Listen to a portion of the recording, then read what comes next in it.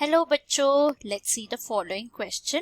Question है, if you were using cladistics to build a phylogenetic tree of cats, which would be the best choice for an outgroup? Options है A kangaroo, B leopard, C domestic cat, D iguana. So इस question का की concept है हमारा cladistics के बारे में। Cladistic का मतलब क्या है? ये एक method of constructing phylogenetic tree होता है। सो widely used method of constructing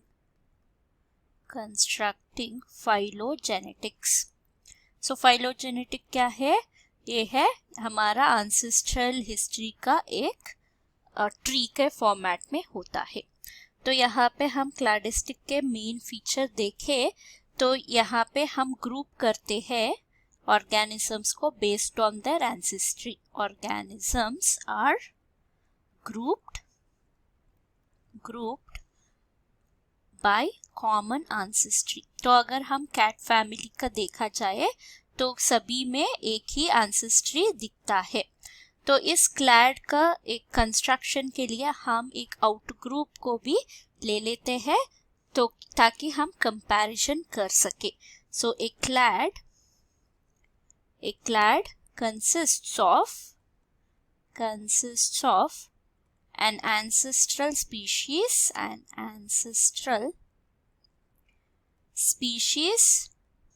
and all its evolutionary descendants। तो इस आउटग्रुप ऑर्गेनिज्म जो होता है वो इन क्लैड्स के से कंपैरिजन में डिफरेंट होना चाहिए। फॉर एग्जाम्पल, अगर हम कैट फैमिली का एक ट्री बनाए क्लैडिस्टिक, तो कैट में क्या होता है? रिट्रैक्टेबल जो क्लॉस होते हैं। सो यहाँ पे हमारा मेन फीचर जो आता है रिट्रैक्टेबल क्लॉ।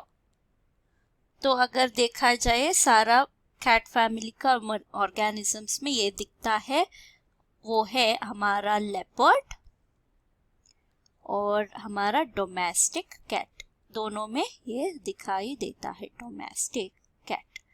तो इन दोनों में डिफरेंस क्या है? तो यहाँ पे डोमेस्टिक कैट का सेपरेशन के लिए इंपॉर्टेंट कैरेक्टरिस्टिक है एबिलिटी टू पर।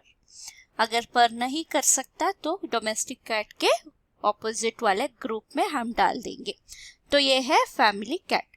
तो इसमें आउट ग्रुप जो हमें चाहिए वो इससे डिस्टिंक्ट होना चाहिए, वो होता है कांगारू। यहाँ पे हम कांगारू लेते हैं क्योंकि दोनों मैमेलिया ग्रुप का ऑर्गेनिजम्स है, मैमेलिया का, करेक्ट। अगर हम इग्वाना देखें, ये ऑल टुगेदर डिफरेंट ग्रुप है, वो है रेप्टिलिया, इसीलिए हम इग्वाना को नहीं ले सकते। तो आंसर है option A kangaroo. Hope you have understood the concept. Thank you and all the best.